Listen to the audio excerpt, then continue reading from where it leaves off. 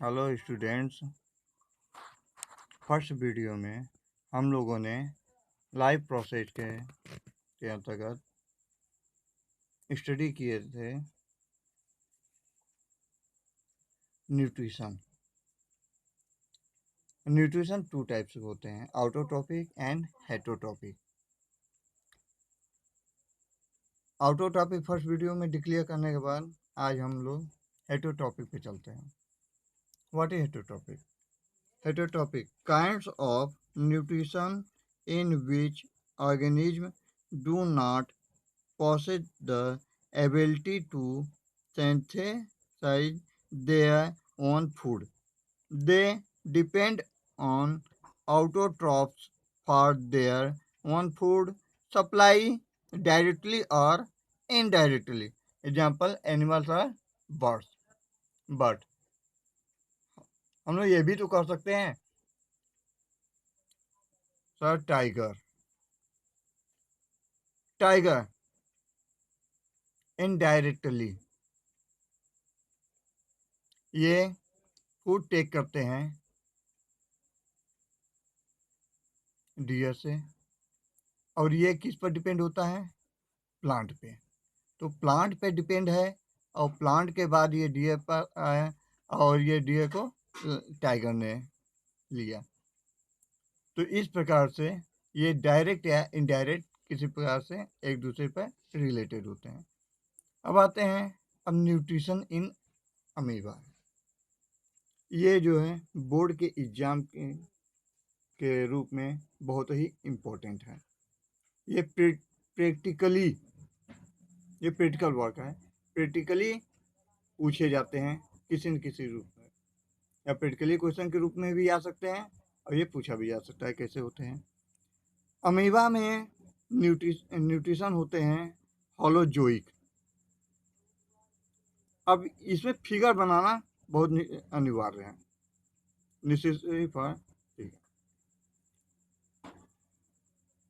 इनकी जो न्यूट्रिशन की प्रोसेस जो है 6 स्टेप में यहाँ लिए गए हैं। फर्स्ट स्टेप है अमीबा सेंसेज फूड। ये फूड को पहले देखता है, अपने पास महसूस करता है सेंस के द्वारा। अब इसके बाद सीडोपोडिया के सराउंडिंग द फूड, सीडोपोडिया के थ्रू अब इसे अपने अंदर लेते हैं, कैप्चर करते हैं। The food is enclose in a food vacuole. Food vacuole में इसे ले लेते हैं अंदर। 4 स्टेप में क्या होता है? Enzymes from the cytoplasm are secreted into the food vacuole. Fifth step, food is digested and soluble materials are absorbed and assimilated use up. 6 step में अब इसके बाद डाइजेस्टेड होने के बाद जो वेस्ट मटेरियल है, मतलब कि जो अनडाइजेस्ट वेस्ट है, उसे जो है इस तरह से बाहर की तरफ एक्सपेल्ड कर दिया जाता है, मतलब रिमूव कर दिया जाता है means. Next topic we discuss human digestive system. हमने इसे एक फिगर को ड्रॉ किया है, वेरी सिंपल, जो कि आपको किसी भी प्रकार से प्रॉब्लम ना हो समझने में। वैसे तो ये माउथ से ही डाइजेस्टिव स्टार्ट हो जाते हैं, जिसको क्या बोलते हैं? Buccal cavity. Buccal cavity means mouth से स्टार्ट होता है। अब इसके बाद माउथ के बाद ये नीचे पाइप की तरह जो स्ट्रक्चर है उसमें आता है, जिसे बोलते हैं ओइसोफेगस या फूड पाइप। तो इस फूड पाइप के बाद ये कहाँ जाता है? स्टमच में। स्टमच में जूस प्रोवाइड होते हैं, जूस के द्वारा ये स्मॉल पीसेज में ये टुकड़ों में तोड़े जाते हैं। टूटने के बाद ये नीचे आता है। अब यहाँ से ये नीचे आने पर लीवर से, अभी मैं सारी चीज़ को मैं डिक्लेयर करूँगा कि इसमें कौन से एंजाइम्स पाए जाते हैं, कौन से जूस एक्सट्रैक्ट होते हैं, प्राप्त होते हैं, इसे मैं अभी एक्सप्लेन करूंगा। पहले इसे फिगर को पहले समझ लेते हैं, कौन कहाँ किस प्लेस पे पोजीशन पे है। तो अब यहाँ पे ये एक पतली ट्यूब लाइक स्ट्रक्चर में यहाँ से ये कनेक्टेड होता है लीवर, और लीवर और इस तरफ क्या होता है, पैंक्रियाज होता है। अब यहाँ से जूस निकलता है, तो ये होते हुए क्या आता है, स्मॉल इंटेस्टाइन। ये है स्मॉल इंटेस्टाइन, ये स्मॉल इंटेस्टाइन। अब ये स्मॉल इंटेस्टाइन से होते हुए लार्ज इंटेस्टाइन में पहुंच जाता है, और लार्ज इंटेस्टाइन में पूरी तरह से एब्जॉर्ब होने के बाद फूड के एसेंशियल पार्टिकल्स को जो है एब्जॉर्ब करने के बाद जो भी एक्सट्रैक्ट मटेरियल है इसे एनएस के थ्रू बाहर कर दिया जाता है। अब आगे आते हैं इसके सारे प्रोसेस को डिटेल, कौन कहाँ क्या कैसे होता है। Mouth digestion being from the mouth, food is broken into smaller pieces in the mouth by chewing with the help of salivary amylase। अब ये माउथ में हमारे टीथ पाए जाते हैं। टीथ क्या करते हैं, ये मैकेनिकल वर्क करते हैं। ये फूड पार्टिकल को स्मॉल पीसेज में क्रश करते हैं, तोड़ते हैं। और सलाइवरी एमाइलेज ये एक एंजाइम होता है, ये एक एंजाइम होता है amylase.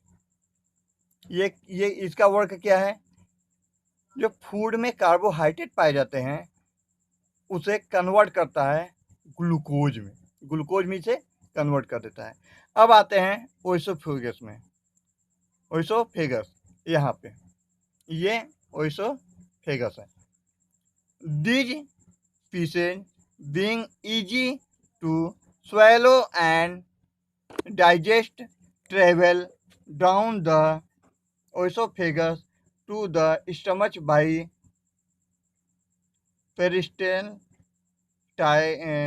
peristaltic movement. Peristaltic movement क्या होता है, इस तरह से दबते हुए, इस तरह की जो मूवमेंट होती है, इसके थ्रू का नाम, जैसे भोजन दबाया आगे की तरफ आया, फिर यहाँ दबाया आगे की तरफ आया, तो इस तरह से पुशिंग होते हुए यहाँ पे, इसीलिए हमने तीर से एरो से इसे दिखाया है। ये इस तरह से इधर से पुशिंग होता है, इसके थ्रू का ये नीचे चले आते हैं। ये इस मूवमेंट को, ये नेम सबके आपको लर्न होने चाहिए, कौन सा नेम है, क्या है, कैसे, कौन सी मूवमेंट है, कहाँ क्या होता है ये मूवमेंट। अब आते हैं stomach.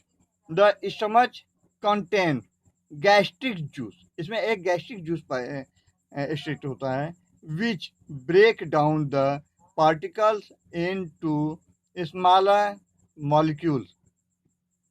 Gastric juice include pepsin, hydrochloric acid and mucus.